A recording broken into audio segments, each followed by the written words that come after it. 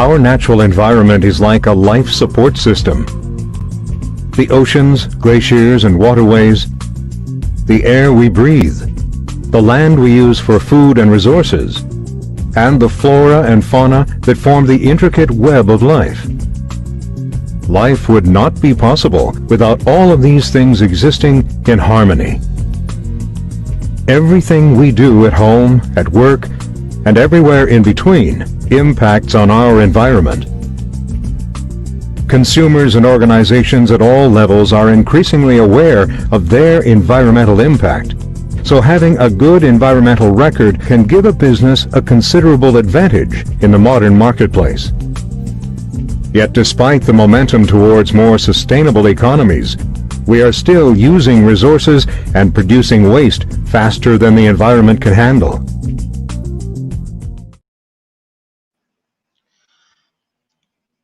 Hi viewers, your host Salman Latif is again with a diversified and a very respectable personality, Jeff R. Burns. He is basically a peacemaker between Muslims and Christians and a life and leadership coach. He is also a relationship coach, helps people figure out what a meaningful relationship for a potential spouse would look like. So, welcome to our show, Jeff. How are you? I'm doing well. It's an honor to be on your show, brother. Yeah, it's an honor for us as well that you are appearing in our show and uh, tell us about mission and vision and what are you working on to making the bonding between the Muslims and Christians and other peoples. Please Yes, share. sure. I would be honored to do that. I have been a peacemaker now for over 15 years. I was a Christian minister or priest, however you want to look at it, for 18 years before that. And I used to hate Muslims. I had just a fear of Muslims, but God changed my heart in 2005 through a little Muslim boy named Omar. He changed my whole life and my whole view. And from that moment on, I became a peacemaker. And I have spent the last 15 years going into different parts of the country, our United States. I would go to a church and I would go to a mosque and see if we could build a friendship between the two. And we had some wonderful success stories. And where they would eat together and become friends. We even formed small groups called Communities of Reconciliation, and they were co-led by Muslims and Christians. And it was just a wonderful, wonderful experience. And they would do humanitarian projects together, like community gardens where they would grow food and give it to the food bank for the poor, build homes for the poor, and just all kinds of things that were just, amazing. We did dialogues about Jesus. We did dialogues about the prophets. We had, our goal was to find what we had in common. We focus so much on our differences, but we don't really realize our books. When we remove all the history, the Crusades, and what a lot of our scholars have said on both times, when we get back to the books, it's amazing how close we are. It's amazing how much agreement there is about Jesus, about the prophets, about all of this. And so that's what I focused on. And it's been an exciting journey. And so my vision was to bring people together to help them discover the dreams that God has put in their hearts so they can work together for the common good. And one of the things we did was we had a core message that we live by. And the core message it's the core message of Jesus. It's the core message of the Prophet Muhammad, peace be to him. And that is to love God with all your heart, love your neighbor as yourself, treat other people the way you want to be treated. And if you find enemies along the way, do everything within your power to make them your friends. A lot of people don't realize it, but Martin Luther King said the only way to permanently get rid of an enemy is to make them your friend. Well, he got that idea I've been told from the Quran. Turn your enemies into friends. And then we did 4 practices. We would become friends. I would tell my Muslims and Christian friends, dialogue is a wonderful thing. But if we don't eat together and our children don't play together, we're just having a nice talk. Then we would become friends, eat together, explore our faiths together, and then go out in our community and do something good. So I kept it real simple, and that's what I did as a peacemaker. And I'm also, like you said, a life and relationship coach. That's another thing I do, and leadership coach, and that's another one of my vocations. So I love coaching people and helping them and figure out their life purpose and what God has called them to do in their lives. And so, yeah, it's been a fun journey. Yeah, the basically human being and humanitarian, to become humanitarian is above any Right. religion. So first of all, we have to be sing together, understand each other, and to become peacemaker, to sit and dialogue on each and everything, but with the Right. peace. The peacemaking and the dialogues are the most important and most are the valuable between any two body or two nations, or two, you can say, or it can be for any nation to Yeah. become it's black and white. It could be Shia and Sunni, and it could be Muslims and Right. Christian. So the humanity is above all the religion. Then we have to respect each our beliefs, and we should dialogue each other, and nothing wrong with this, and that will make actually the world peacemaking.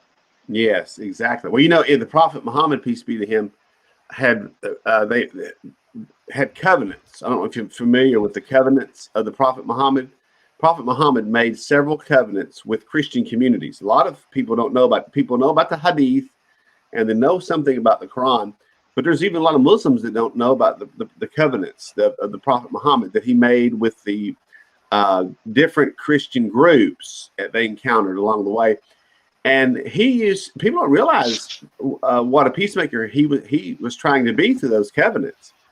He would tell a Muslim, you can't force a Christian lady to marry you if she doesn't want to. If Christians come to you for help, if they need help or money to repair their churches, he said, give it to them, help them. And then he kept making this statement. He said, what's good for the Christian is good for you, and what's good for the Muslim is good for the Christian. That really fits this whole interconnectedness. And he understood when he was giving those covenants that we're all interconnected.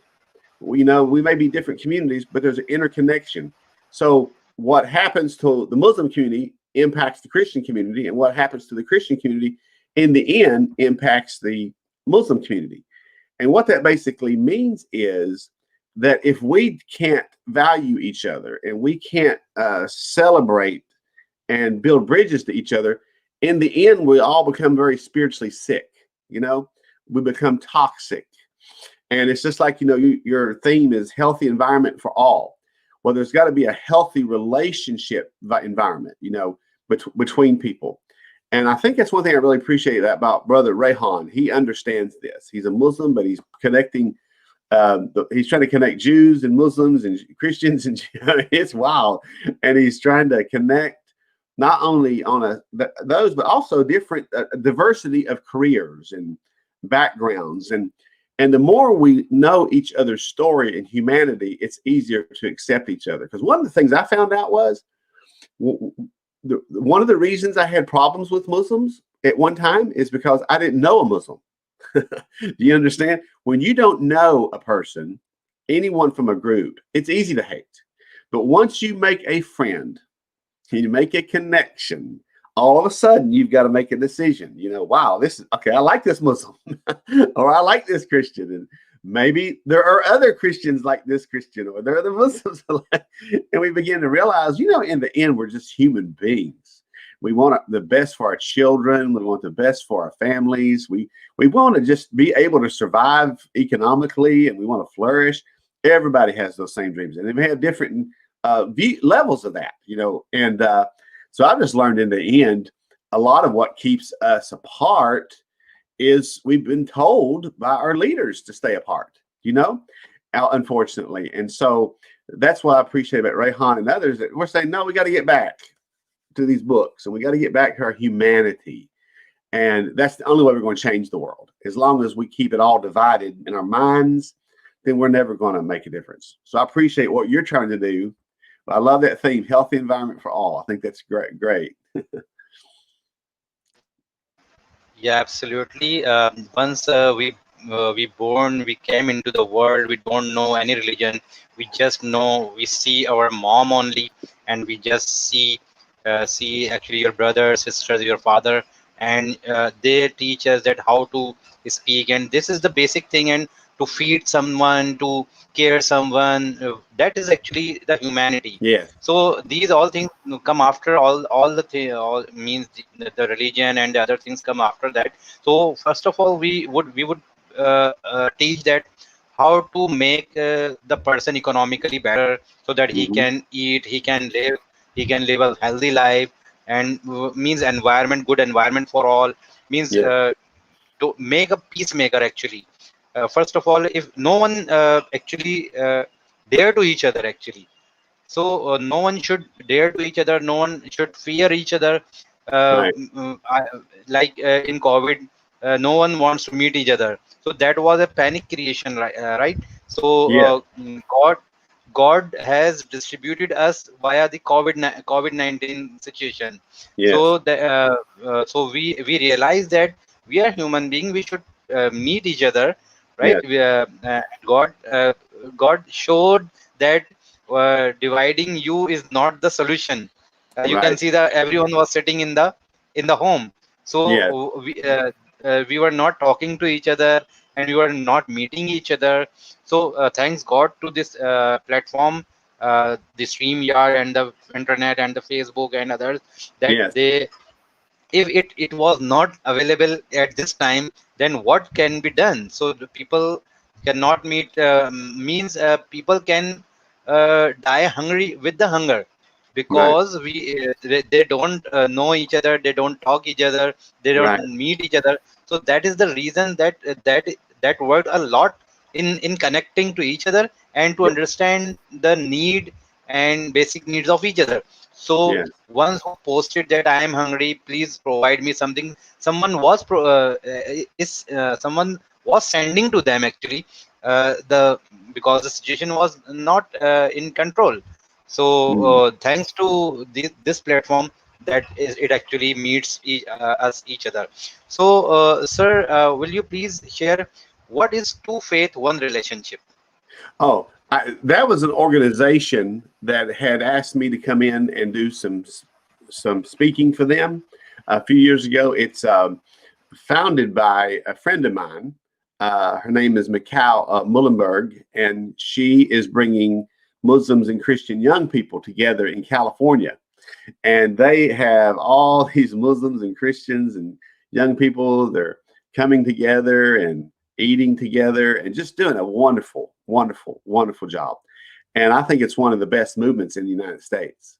I really do. I think it's one of the best movements. And they asked me to come and speak one time for them. And so they're saying there's, we may be Muslims, we may have different faiths or Christians, but where we can be friends. So the whole thing is built upon friendship, and they're doing a great job, just a wonderful job. And I had been a mentor to some of these people, and so yes, they're awesome. Okay, great. So what is multi-dimensional reconciliation with God, people, and creation that you have written in your portfolio? What is actually multi-dimensional reconciliation between God, people, creation? What do you mean by this? Oh, What do you say about it? oh, Yeah, reconciliation between God and creation and people. Well, I yeah, believe it. Well, it's just really goes along with your theme of your show, healthy environment for all. In the Hebrew scriptures, which we call the Old Testament, the word for peace is shalom, and like with Muslims, it's salam. You know what I mean? And It means much more that it's like peace on steroids. You know what I mean by steroids? It's like a peace to the 10th power, quantum. And so what it means is when God speaks of shalom or peace, he doesn't just mean the absence of conflict. The goal of peace is reconciliation. But there's a few areas that God wants us to have peace in.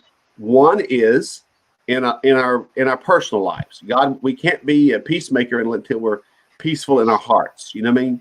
We have to be at peace with ourselves. That's number one. Have peace with God relationally. We have to have peace with our community, and then God wants us to have peace in our environment. He wants us to take care of creation. Of all people in the world, Muslims, Christians should be environmentalists. We should be, trying to change things. And then economic peace. That's what we mean. That means our economic system should be just. Our economic systems should be make sure that everybody has a chance. You know what I'm saying? To grow and expand. And it shouldn't. Unfortunately, we have much of the wealth of the world is controlled by a handful of people. Now, I'm not against people being wealthy, but somehow in that wealth, if wealth is not pulling, you're not helping other people up. You're not somehow saying, how can I make the world a better place? That's not shalom. You know what I mean? And in fact, in the Hebrew scriptures, every 70th year, all debts were to be canceled. Every 70 years, God said, it's called the year Jubilee. All debts are to be canceled. And if someone had to sell their ancestral home or lands during that 70-year period, it was to go back to them. It was like a reset. So God takes economics very seriously. So peace with the environment, peace with economics, peace with God, peace with ourselves, and peace within our communities is what we call shalom, salam, true peace. And so all five of these things need to be in place, in order to have true peace, because we know what it's like to have, maybe we send in the UN to keep people from killing each other. And then once the UN leaves, they kill each other. See, that's not real peace. That's peacekeeping.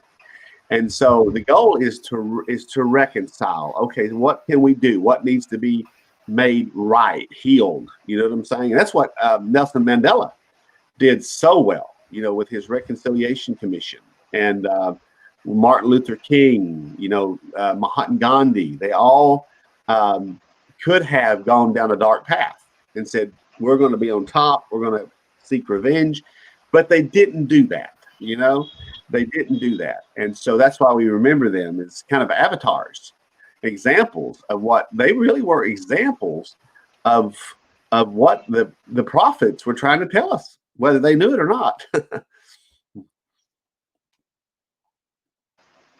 Yeah, you are absolutely right, Jeff. Means every person should have inner peace, then he will make the world make a peaceful place actually. Yes. So yeah, so why do we need a life coach and relationship coach?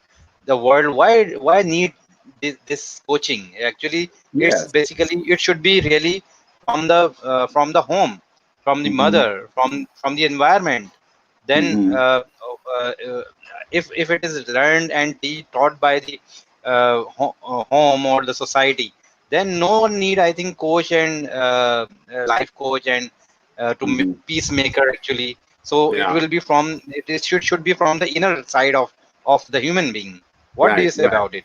Yes, that's a very good question. And one of the things is we learn a lot from our parents. We learn a lot from our relatives and friends, but sometimes they can have some of the wrong beliefs that we have. You know what I mean? Sometimes we can pass them on.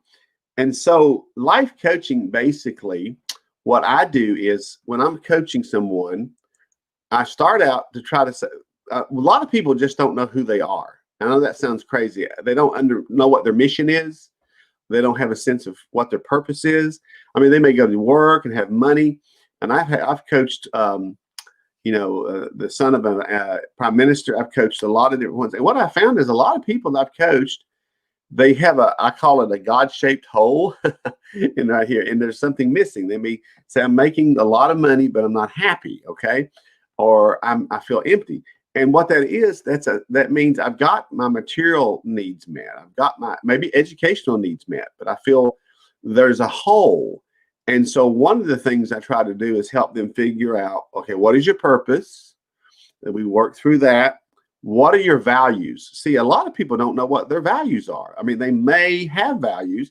So we really help them to identify, what are your top 5 values?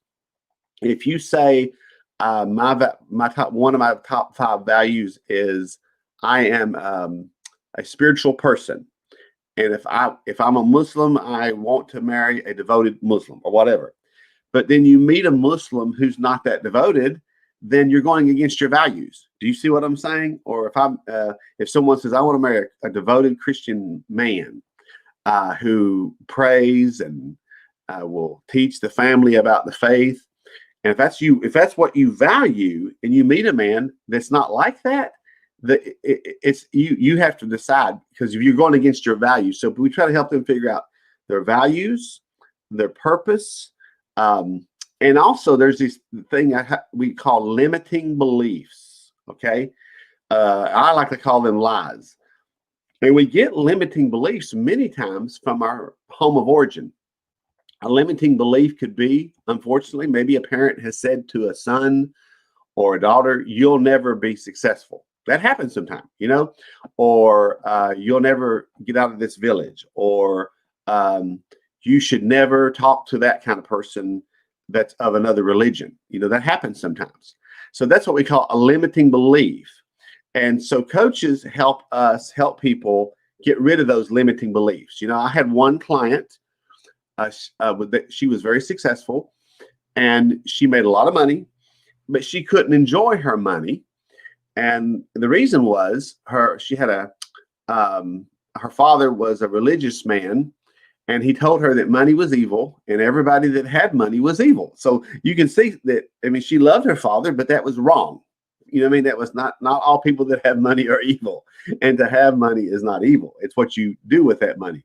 So I helped her so the way that impacted her was she couldn't enjoy her money, and she always felt like she had to work harder and prove that she deserved it, So we just said, no, God's given this to you. He's blessed you with this. Your father, you honor him, but he was wrong. He got that belief probably from his father. Do you see what I mean? And his father. So finally, when she let go of that, she's a very generous person. She was able to be happy. So coaches, we help people find their purpose, their mission, really connect with their values.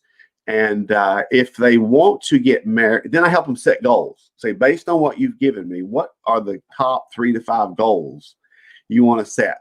And I'll help them through that. But when it comes to relationships, a lot of people go into a relationship, and then once they get married, they're like, oh my goodness, what have I done? I've married the wrong person. Well, what I try to do is help them identify 3 things. One is, before you marry, well, first of all, before you marry, you got to know yourself. What are your values? What are your purpose? What do you want in life? And then if they want to find someone, I tell them you have 3 things. And I'll give you the short version. You've got to figure out what your requirements are. And requirements are what we call non-negotiables. That means one requirement could be, I have to marry someone that is an intellectual equal. You know what I'm saying? To me, or challenge me. I have to marry someone who we have shared interests. Some people don't have to have that, but I have to be with a shared interest, shared faith. We have to be on I really help them define that. So I say, the moment you meet someone, it doesn't matter how attracted you are to them. If they don't meet your requirements, it's over. You know what I mean? Like, for instance, maybe a woman says, I want to have a lot of children. I came from a family that had a lot of children, so I require that when we get married, we have children. But if the husband or the potential husband says, well, my parents went through a divorce and I was an only child. I don't want to have children. Well, if that is a requirement of hers, she should let him go. You know what I mean? There's no, because if she marries him thinking she can change him, it's not going to go well. So I help them identify the requirements.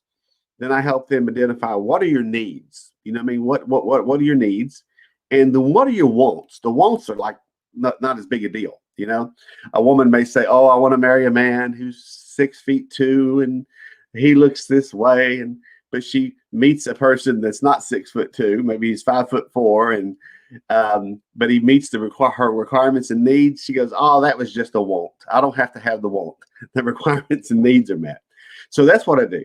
And I have seen many of my clients get married. I coach a lot. I actually coach a lot of women. It's part of my would do that will want to get married. And I help them. And I went to a wedding this past weekend of one of my former clients. So I was so happy to see her get married. And so yeah. So that's why we need coaches. In fact, I have a coach. In England, London, and he's a Muslim.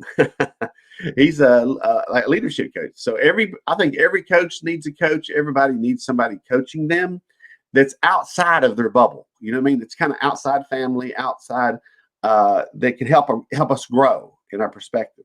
So Jason Grant, he's my coach in London, and love him very much, very much. And so yeah, I think everybody needs a coach or even a mentor, in their life that can help pull. See, because our families can do wonderful things for us, our parents and all these things.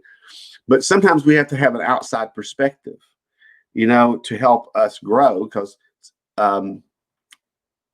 they have their stuff, their baggage too, and that we have to say, okay, I love my parents, I honor them, my uncles, I honor them, but I don't see everything that way. This is not all helpful, I love my mother. She passed away 2 years ago. And, if I had, I would have never gone to university. You know what I'm saying? She didn't want me to leave our town, but I had to do that. So, but I still honor her. I honor her. Yes. Yeah, what I understand, the life coach is needed to make the limited minds to the broad minds. Yes. Okay, so they can come out from the boxes and come out from the well, and then see the world as a broad mind and make peace for the world, and meet with grace, and with thanks. Like you have a Thanksgiving Day as well, I know, in America. So Yeah. every day should be Thanksgiving Day. Yeah. Right? So really, yeah. I know personally, Christians are really peacemakers, and they respect each other. They respect us. We also respect them, and we will become the world peaceful place by making the people like you are trying to make the world, and we will be successful in making the Yes. world peaceful Yeah. place. Yeah.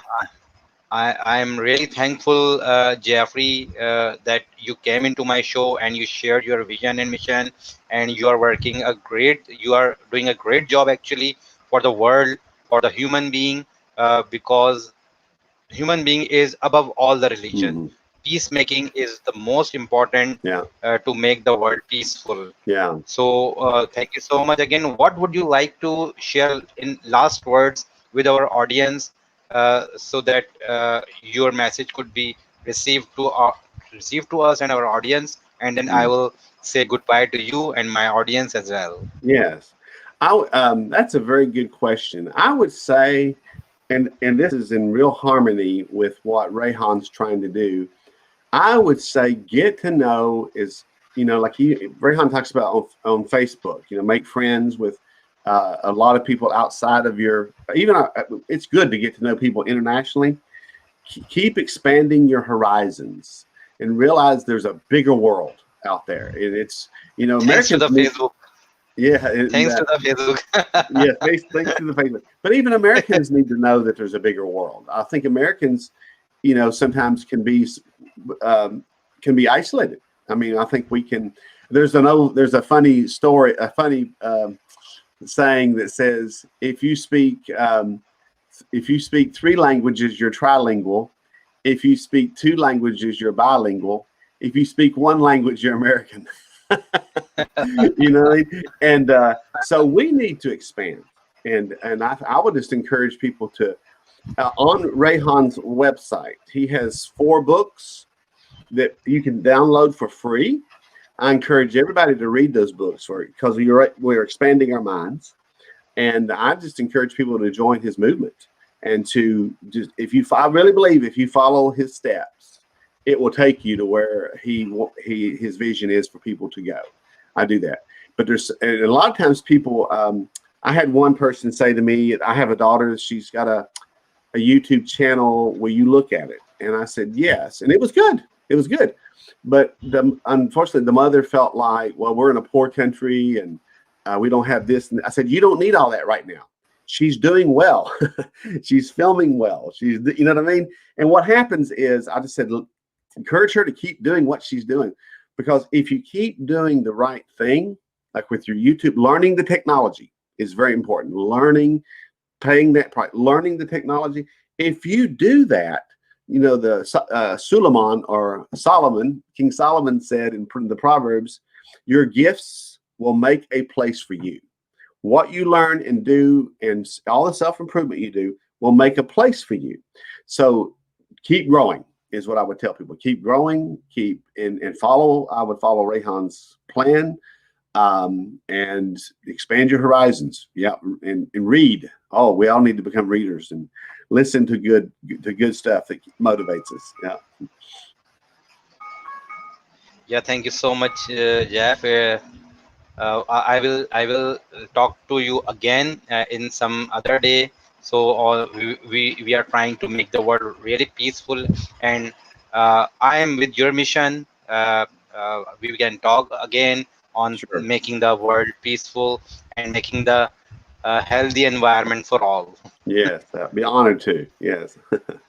Thank you so much. Thank you. Bye bye. Walaikum assalam.